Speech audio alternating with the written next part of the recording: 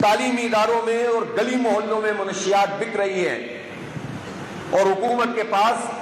کوئی راستہ نہیں ہے کہ اس کا سدباب کرے، اس لیے کہ بڑے بڑے مگرمچھ ڈرگ مافیا کے ساتھ بھی کھڑے ہوتے ہیں۔ تو ملک میں تو مافیاز کا راج ہے، چینی مافیا، آٹا mafia, I P Ps mafia,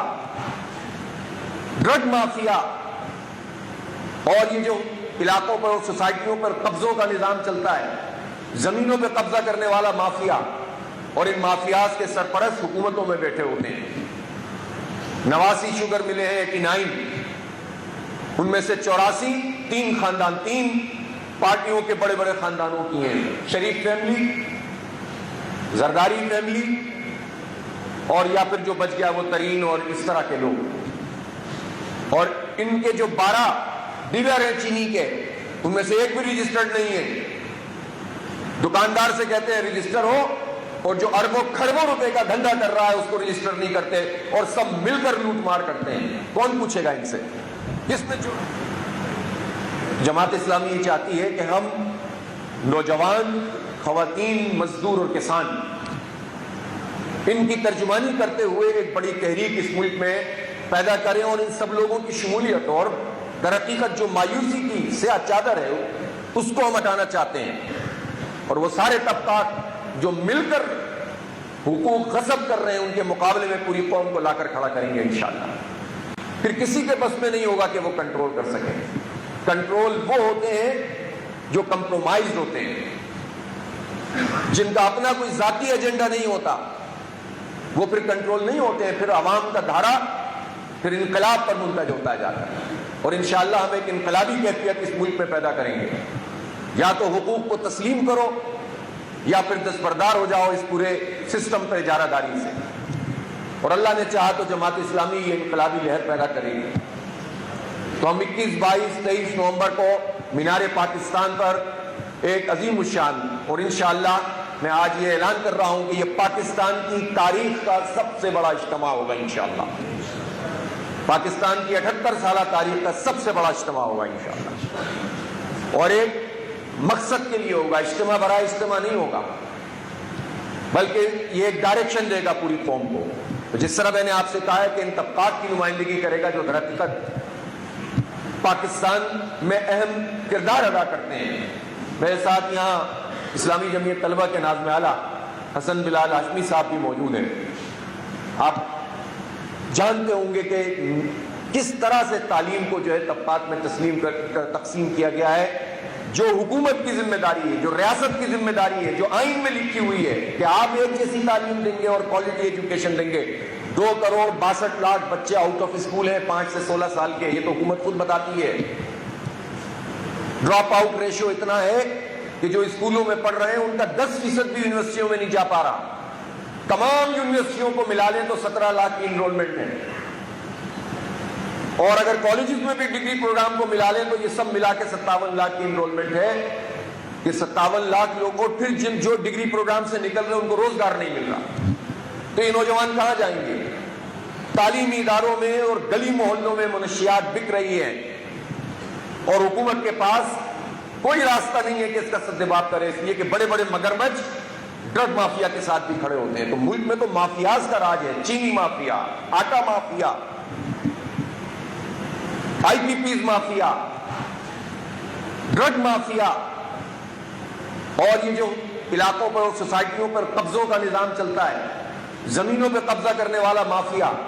اور ان مافیاز کے سرپرست حکومتوں میں بیٹھے ہوتے ہیں۔ 89 شوگر ملے ہیں، 89، ان میں سے 84 تین خاندان، تین پارٹیوں کے بڑے بڑے خاندانوں کی ہیں، شریف فیملی، زرداری فیملی،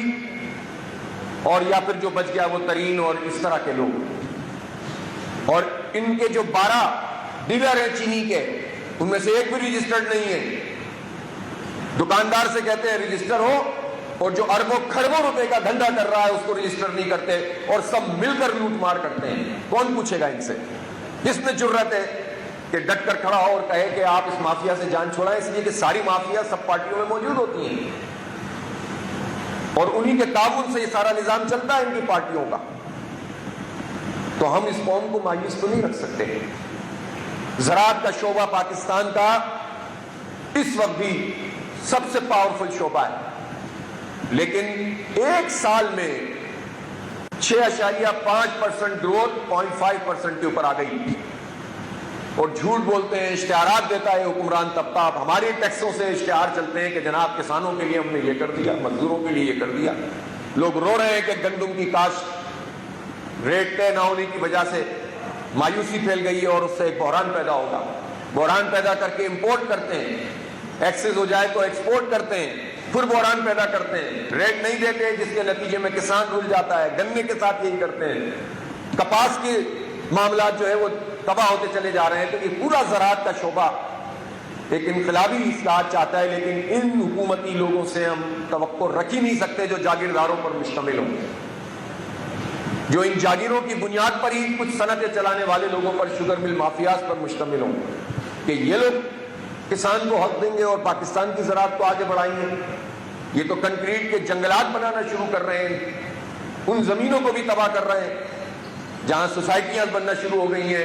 اور ایک انوائرمنٹ کو ایک پرابلم اور ایک چیلنج سامنے آ گیا ہے۔ جماعت اسلامی کے پاس تمام چیزوں کا سلوشن بھی موجود ہے، ہم قوم کے سامنے پورا ایجنڈا رکھیں گے انشاءاللہ۔ اسی طرح ہم سمجھتے ہیں کہ آئی ٹی سیکٹر نوجوانوں کے لیے خاص طور پر، اس سیکٹر میں اتنا پوٹینشیل ہے کہ اس وقت اگر حکومت کی پالیسی صحیح ہوتی تو ہماری $15 بلین کی کم از کم ان حالات میں ہماری ایکسپورٹ ہوتی، جو ابھی صرف $3.8 بلین کا انہوں نے دعویٰ کیا ہے۔ ہمارے پاس اتنا بڑا جو ہے وہ طبقہ موجود ہے نوجوانوں کا، جو اس آئی ٹی میں پاکستان کو کہاں سے کہاں لے جا سکتا ہے، اور ابھی بھی جس کو موقع مل جاتا ہے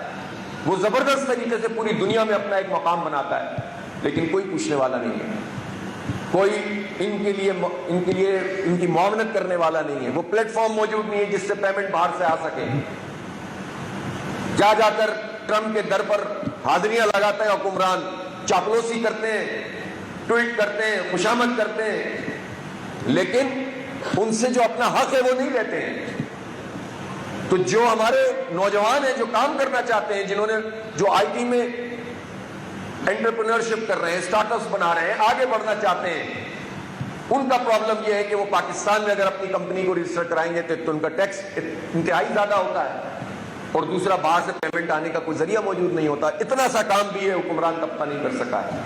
بغلے میں جاتے رہیں گے ہم نے یہ کر دیا اور وہ کر دیا۔ تو یہ آئی ٹی سیکٹر، اسی لیے ہمارے اس اجتماع میں انشاءاللہ نوجوانوں کے لیے خاص طور پر سیشنز بھی ہوں گے، پروفیشنل کانفرنس کریں گے ہم، اس میں جو سلوشن پیش کرے گا، ہم صرف تنقید نہیں کریں گے بلکہ قوم کو سلوشن بھی دیں گے کہ پاکستانی قوم کس طرح آگے بڑھ سکتی ہے۔ اس میں ایک بین الاقوامی سیشن ہوگا، پوری دنیا کی اسلامی تحریکوں کے قائدین کو ہم انوائٹ کر رہے ہیں، اور ایک وہ مسلم حرم کی پاسبانی کے لیے، اور صرف مسلمان نہیں بلکہ اس وقت پوری دنیا میں جس طرح ایک زبردست تقسیم پیدا ہو گئی ہے فلسطینیوں کی قربانی کے نتیجے میں،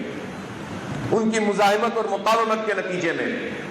کہ خود یورپ میں، امریکہ میں، آسٹریلیا میں انسانوں کی ایک بہت